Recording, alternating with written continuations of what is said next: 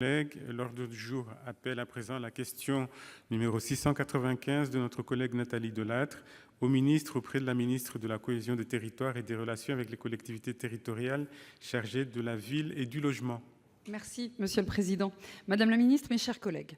Madame la Ministre, je souhaite vous interpeller aujourd'hui sur les difficultés rencontrées en Gironde et dans tant d'autres départements sur la problématique du logement des travailleurs saisonniers.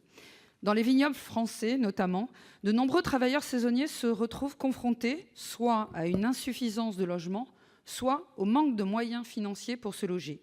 Il y a encore quelques années, ces derniers étaient hébergés au sein des exploitations, possibilité qui a été progressivement abandonnée compte tenu d'une réglementation foisonnante en matière de sécurité et d'accessibilité des lieux qui nécessitent des travaux importants auxquels peu d'exploitations peuvent faire face. Lors de l'examen de la loi ÉLAN, souvenez-vous, j'avais lancé le débat, dans le cadre de l'article 52 ter, d'étendre le dispositif existant de diagnostic et de concertation réalisé par le préfet avec l'aide des communes touristiques en matière de logement des travailleurs saisonniers aux communes non touristiques, au sens du Code du tourisme et à la demande expresse de ces dernières. Si cet amendement n'a pas abouti, il avait fait consensus autour de la nécessité d'obtenir des résultats concrets et rapides sur cette question primordiale. Les élus locaux sont confrontés à la détresse de personnes qui se logent pendant plusieurs semaines dans des toiles de tente, au beau milieu de la campagne, sans eau ni électricité, ou encore de familles entières qui dorment dans leur voiture. Ces élus locaux et ces travailleurs ont besoin que l'État réunisse toutes les parties prenantes sur ce sujet. Si l'État doit agir par l'intermédiaire des préfectures, au plus près du terrain, c'est bien au gouvernement de donner une impulsion majeure. Il ne s'agit pas en effet d'une question relevant uniquement du cadre de relations de travail privées, ici en l'espèce de quelques entreprises sous-traitantes de main-d'œuvre peu soucieuses de leur personnel, mais bien d'une politique de l'État, le logement, qui devient l'un des problèmes majeurs des Français, comme l'a d'ailleurs confirmé l'analyse des contributions au grand débat national. Cet accompagnement nécessite des mesures qui interviennent en aval, comme par exemple la prise en charge de la rénovation de tant de logements vétustes et désertés en zone rurale ou la réquisition de campings dédiés aux travailleurs.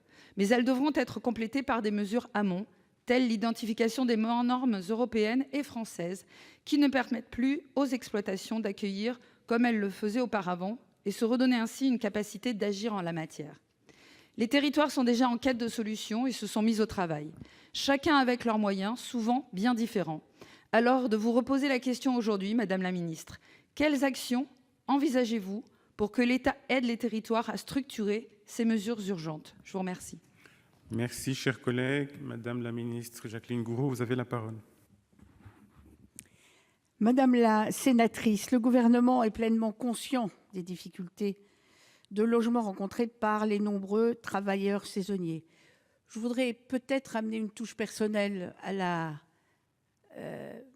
rédaction de mes services à votre question, en disant que bien sûr l'État doit assumer son rôle. Et je ne peux pas croire que ceux qui embauchent les employeurs, enfin les salariés, soient totalement absents de leurs responsabilités. Ça me semble aussi quelque chose de très important. La loi Montagne, alors je sais que la Gironde n'est pas concernée par la loi Montagne, mais la loi Montagne de 2016 a créé l'obligation, vous l'avez rappelé vous-même, pour les communes touristiques de l'ensemble du territoire, d'établir sous 2 années un diagnostic sur la situation du logement des travailleurs saisonniers, à partir duquel sera établi un programme d'action. Les communes et EPCI concernés sont, avec l'aide de l'État, d'Action Logement, des partenaires sociaux et des différents acteurs locaux, en phase d'élaboration ou de conclusion des conventions relatives au logement des travailleurs saisonniers prises sur ce fondement. La commission permanente du Conseil national de la montagne a mis en place, début 2019, un groupe de travail « Développement économique, emploi et saisonniers » qui s'est saisi du dossier. Piloté par mes services du CGET, ce groupe de travail, composé de partenaires sociaux, du monde économique, d'élus, proposera des mesures et actions concrètes visant notamment à améliorer les conditions de logement des travailleurs saisonniers. Les administrations compétentes apporteront leur concours à la réflexion entamée et à la mise en œuvre, surtout, des actions décidées par le groupe de travail dans les communes concernées. car, comme vous l'avez dit, il y a beaucoup d'autres communes qui peuvent être concernées au-delà des communes qui ont le statut de commune touristique. Les services de l'État sont évidemment disponibles pour travailler avec l'ensemble des communes et intercommunalités qui souhaitent bénéficier de l'expérience acquise ou développer des programmes adaptés. Des outils spécifiques adaptés peuvent être mobilisés dans le parc privé, avec par exemple des logements plus facilement disponibles pour des durées de quelques mois avec le bail mobilité ou la mobilisation de la garantie Visale, mais également dans le parc social avec les foyers soleil, composés de petites unités intégrant des logements sociaux et reliés à un foyer central, ou les logements dédiés aux jeunes de moins de 30 ans qui peuvent désormais être réalisés en application de l'article 109 de la loi ÉLAN. Ainsi, nous avons des dispositifs existants.